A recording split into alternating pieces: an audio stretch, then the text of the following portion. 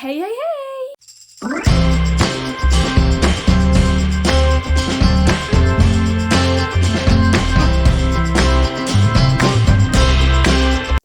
J'espère que vous allez bien, moi ça va super méga giga bien. On se retrouve aujourd'hui pour une nouvelle vidéo, je les enchaîne parce que j'ai du retard à rattraper et aujourd'hui on attaque du lourd, on part sur un énorme book haul. J'ai pas l'habitude de vous faire des book hauls aussi gros parce que là on prend de Noël jusqu'à il y a 2 jours, donc ça fait beaucoup. J'ai beaucoup de livres, voilà, j'ai amassé pendant des mois sans pouvoir lire, donc ma pile à lire est maintenant crève le plafond, mais je vais vite y remédier, donc c'est pas bien grave. Mais écoutez, je vous propose qu'on arrête de blablater et que j'y aille tout de suite.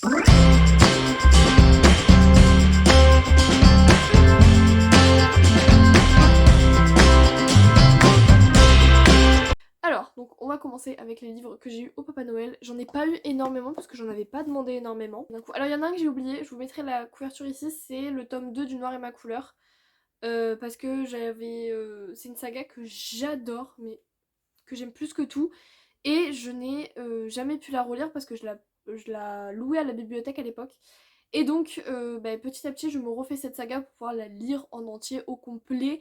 Et j'avoue que j'hésite à attendre d'avoir les 5 tomes parce que je me sens qu'à l'époque je l'avais enchaîné et que ça passait beaucoup mieux en enchaîné que en sectionné sur plusieurs mois ou quoi aux caisses. Donc voilà, mais du coup j'avais demandé le tome 2 et je l'ai eu. J'ai d'ailleurs commencé le tome 1 un petit peu après l'avoir eu et je n'ai jamais fini parce que je n'ai pas eu le temps. Soit. Ensuite, toujours à Noël, j'avais eu le tome 3 de Redwood de Carrie Ann Ryan, donc Adam chez Milady. Je vous en parle à chaque fois, mais les couvertures Milady, même l'objet livre, je trouve que c'est incroyablement bien de faire un espèce de code couleur sur tout le livre, même les petits dessins ici ils ont ce code couleur.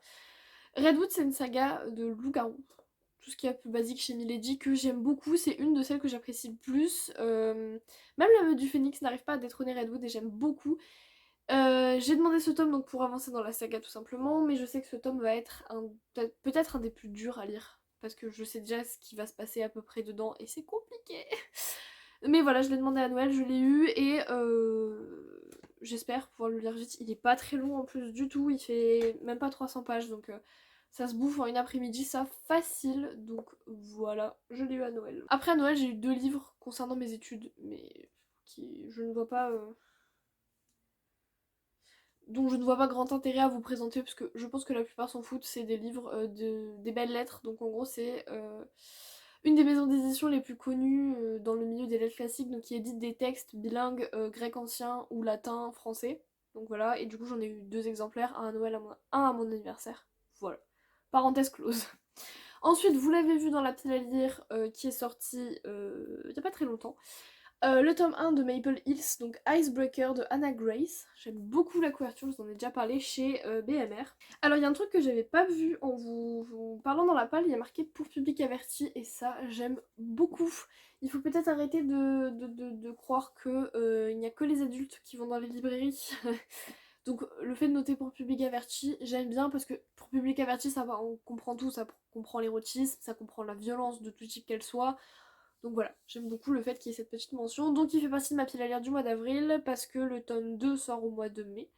Donc voilà, j'aimerais beaucoup le lire. En plus, il me fait de l'œil depuis tellement longtemps. J'ai attendu peut-être 1 an avant de le demander à Noël parce que je voulais pas l'acheter moi parce qu'il coûte quand même, voilà, il n'est pas donné.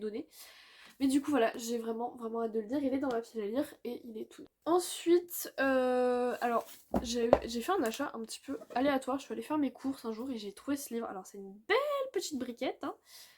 Voilà, il est bien gros. Il s'agit de Lake Stone de Sarah Rivens. Sauve-moi si tu peux, princesse. C'est le tome 1. Alors je crois que là pareil, alors toujours chez BMR et toujours pareil avec la petite mention pardon, public averti. Alors si je dis pas de conneries de ce que Oh, j'avais pas vu ça. C'est très joli. C'est... Ah, c'est une dark romance. Oups, j'avais pas vu que c'était une dark romance. J'ai l'impression qu'il y a aussi une playlist. Ouais, il y a même un QR code pour accéder à la playlist. Par contre, les illustrations, seigneur. Oh là là, il y en a. Oh, il y en a à chaque début de chapitre. Oh, c'est beau. Oh, c'est magnifique. En fait, je sais pas si vous allez voir, mais on voit. Je vais baisser un petit peu la luminosité pour que vous voyez bien. Voilà, on voit bien comme ça. En gros, vous avez toutes les petites stries, c'est des illustrations. Voilà. Donc tout ce qui est début de chapitre, j'ai vu aussi, je viens d'en trouver une, voilà. Par exemple, là, vous avez un petit 2 heures plus tard, et vous avez une petite... Alors, j'avais pas vu que c'était de la dark romance, je m'en doutais, hein, vu la tête du truc. Par contre, c'est quoi cette bricasse Voilà, il fait 800 pages. Je l'ai acheté parce que vraiment, il m'a tiré. Je crois que d'ailleurs, c'est l'autrice de Captive. Dans mes souvenirs, c'était ça. Peut-être que je me gourre. Je ne sais pas. Oui, c'est ça. C'est exactement ça. Donc, écoutez, je vais essayer. Je suis pas très dark romance. Je suis pas sûre d'en avoir réellement lu. C'est surtout ça aussi. J'ai plus lu des romances dites psychologiques. Du type la saga The Elements, c'est plus de la romance psychologique, ils appellent ça. C'est en gros, il y a des événements durs et tout ça, mais c'est pas encore de la dark romance. Donc écoutez, on va essayer, pourquoi pas. L'objet livre est très très joli, il est très très très très lourd, donc je ne sais pas quand est-ce que je vais le lire, mais voilà, je me la suis prise en me disant, on va essayer, pourquoi pas. Et toujours dans ces achats un petit peu aléatoires, je suis juste allée à un Cultura et je l'ai trouvé parce que j'ai l'impression que je trouve jamais ce livre, c'est un truc de fou.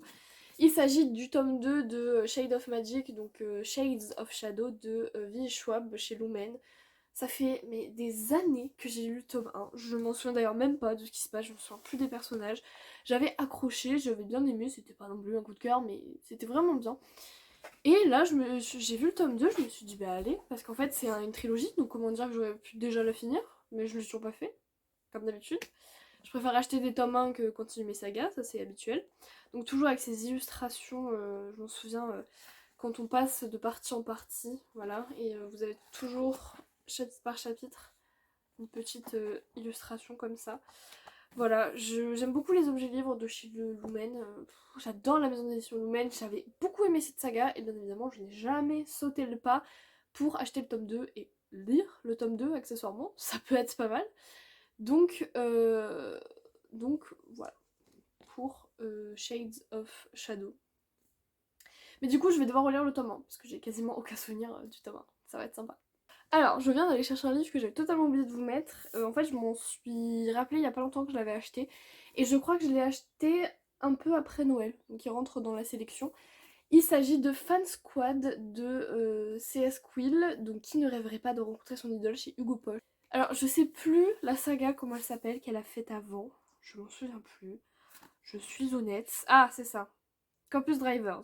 Voilà. Et on en a entendu parler absolument partout. Moi, ça m'a jamais attiré parce que justement, on en parlait tellement que ça m'a gonflé et j'ai jamais voulu lire. Peut-être un jour, je sauterai le pas. Qui sait, j'en sais rien. Mais du coup, là, c'est un one-shot. Voilà, c'est une comédie romantique, donc ça, je vous en parle à chaque fois. Les comédies romantiques, c'est léger, c'est sympa, c'est chatoyant. En gros, c'est une jeune femme qui va rencontrer son idole et il va y avoir une espèce de romance, voilà. Je résume très très rapidement, mais c'est ça. Il y a bien sûr une playlist. Je vous dis, en ce moment, les maisons d'édition sont à fond sur les playlists, mais moi, c'est un truc que j'aime trop. Donc, voilà. Ça va être sympa, je pense. Il est dans ma pile à lire, lui aussi, du mois d'avril. Vous l'avez pas vu dans la vidéo parce que je l'ai oublié. Et en fait, c'est en faisant mes affaires pour revenir chez mes parents que je me suis rendu compte. J'ai dit, mais attends, mais pourquoi pas dans la pile à lire du mois d'avril? Du coup, il y est. Voilà, donc peut-être vous le verrez dans les vlogs du mois d'avril. Ensuite, il me restait beaucoup de sous sur mon pass culture et j'ai légèrement... Ça tombe. J'ai légèrement craqué mon slip en allant dans ma petite librairie locale. Voilà. Ça fait un petit peu beaucoup, mais on va s'en sortir. Oh, c'est bon. Bon, alors déjà, je commence par 3 livres qui sont très peu intéressants pour vous. C'est des livres pour les cours que j'ai achetés. L'existentialisme de Jacques Colette chez Que sais-je. Voilà. Donc c'est... En gros, c'est l'auteur va nous expliquer ce qu'est l'existentialisme parce que je n'ai toujours pas compris et que ça m'énerve. Ensuite, Soldados de Salamina de Javier Cercas chez Del Bolsillo. Donc voilà, c'est un roman en espagnol. J'avais étudié des extraits l'année dernière et j'avais adoré le speech. Alors, moi je suis spoilée la fin, mais c'est pas grave, je pense que je pourrais quand même profiter du roman. Donc voilà, Soldados de Salamina, donc comme vous pouvez vous en douter, c'est en espagnol. Voilà. Et enfin de Antonin Artaud, Le théâtre et son double chez Petite Biblio Paillot Classique. Voilà. Ensuite, j'ai pris une saga au complet. Mais jamais dans la vie. J'ai pris le tome 2 et le tome 3 de l'autre, donc de Pierre Bottero. Le tome 2 c'est Le Maître des Tempêtes et le tome 3 c'est La 8ème porte. J'ai lu le tome 1 il y a des années. À une époque j'avais la saga au complet en gros format mais je l'ai vendu depuis et parce qu'en fait le tome 1, j'avais jamais réussi à finir le tome 1 et puis un jour je me dis bon, et si je me le rachetais en poche, on réessaye, au pire on le... Donc du coup j'avais lu le tome 1 il y a des années, je me suis dit ouais cette saga en fait je suis passée à côté d'un truc à l'époque quand j'avais essayé de la lire. Quand je vous dis à l'époque c'est peut-être... quand j'ai commencé à la lire c'était il y a peut-être 5 ans et quand j'ai repris à la lire c'était il y a 3 ans. Et du coup je me suis dit vas-y je saute le pas, si j'ai les 3 tomes je pourrais les enchaîner et comme ça je pourrais finir la saga enfin parce que ça fait 3 fois que je lis le tome 1.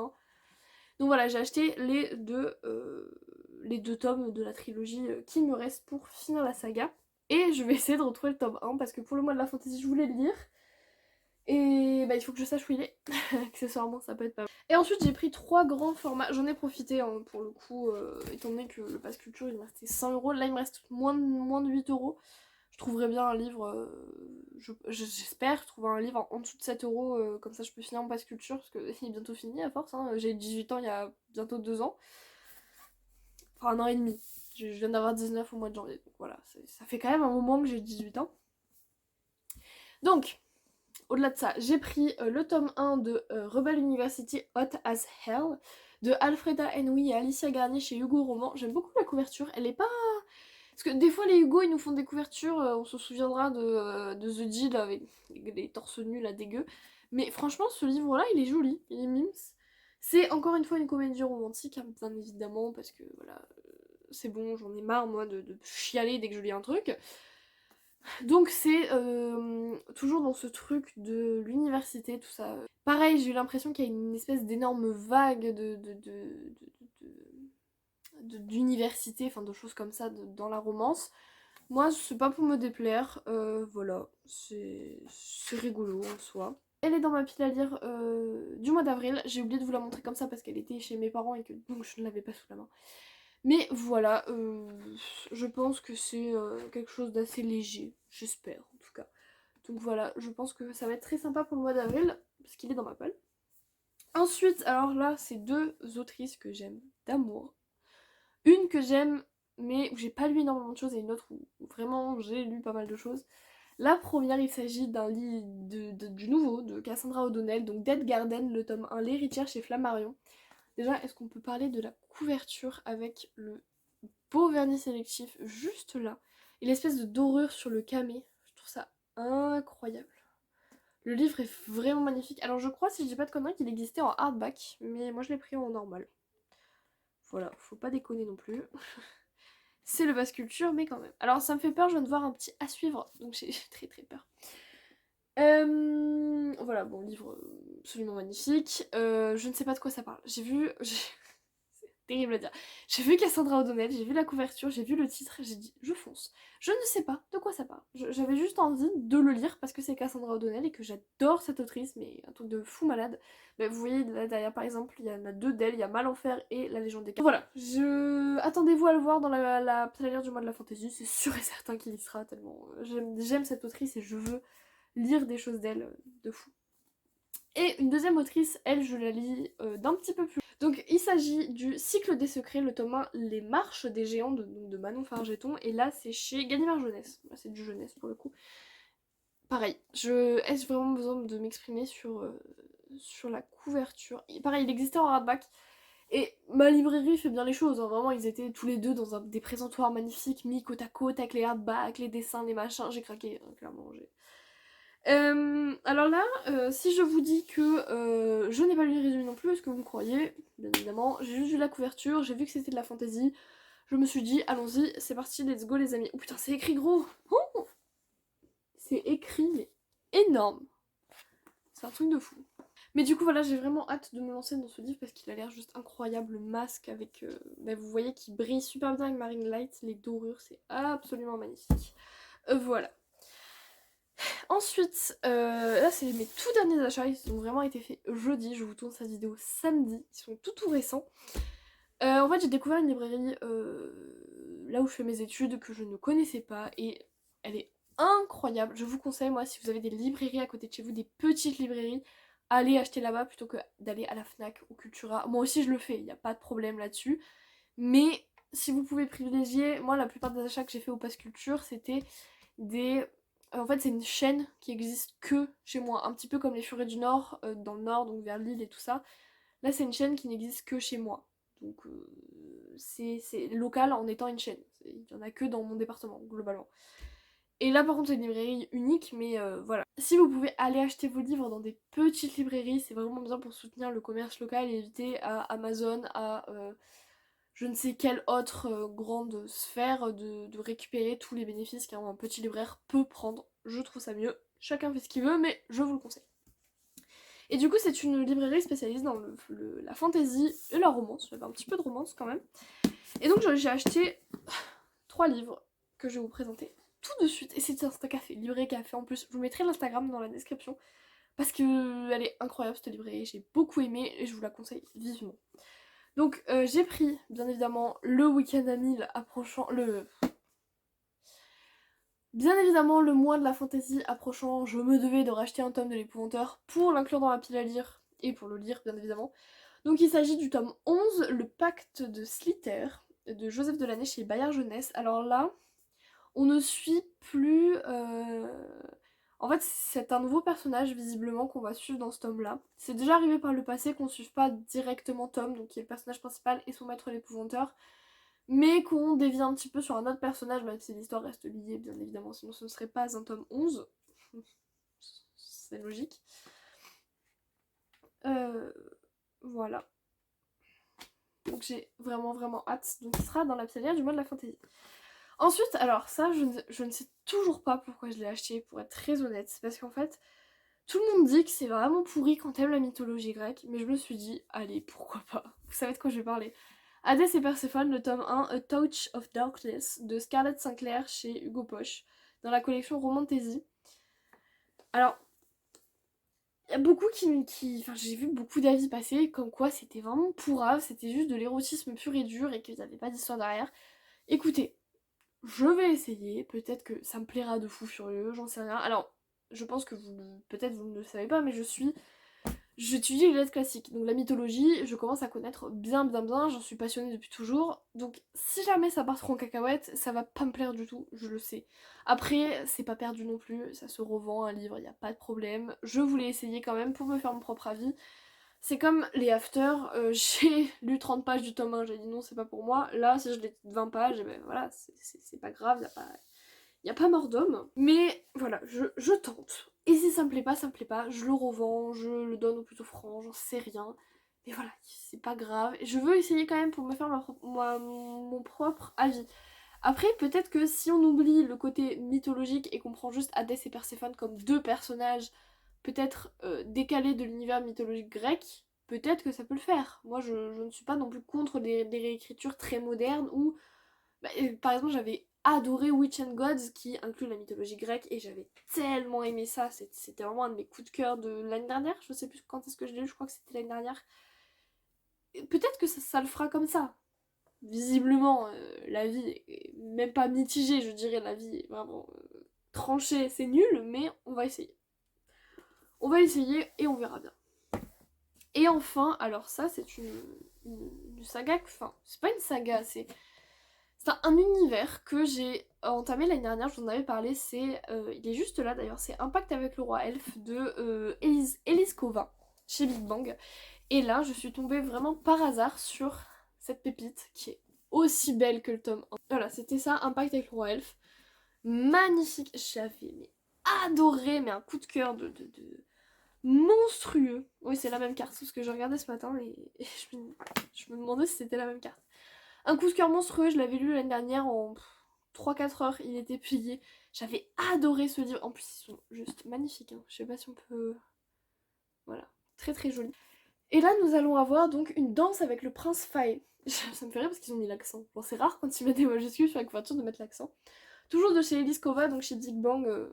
sous-entendu Castelmore. Donc là pareil, hein, le vernis, enfin même pas du vernis, une espèce de dorure rose sur l'illustration qui est absolument magnifique, voilà. Alors, c'est dit en dessous, c'est une nouvelle romance magique dans l'univers de ça. Justement, on est voilà, dans cet univers-là. Alors, j'ai lu le résumé, mais j'ai pas compris qui étaient les personnages en fait, parce que c'est une jeune fille qui va se retrouver mariée de force, sauf qu'en fait elle va aller dans un autre monde avec un autre mec, enfin j'ai pas compris en fait. Donc je le lirai pendant le mois de la fantaisie, c'est sûr et certain, j'aime tellement cette saga, je veux continuer, enfin c'est pas une saga, faut que j'arrête de dire ça, j'aime tellement cet univers que je veux continuer à l'intérieur, et voilà, on va bien voir ce que ça donne, même si c'est nul, enfin si c'est nul, ça m'étonnerait, mais même si j'aime pas, je serai toujours aussi voilà, aussi convaincue par un pacte avec le roi elfe qui était vraiment un très très bon roman. Et voilà, je vais essayer, je vais tenter. J'ai pas compris le résumé, c'est peut-être moi qui suis conne, c'est possible aussi. Et que peut-être qu'une fois dans le livre, je comprendrai tout. Ça m'étonnerait pas que ce soit ça, mais voilà. Bon, et ben écoutez, c'est déjà terminé pour ce book haul. Enfin déjà, je pense que ça fait...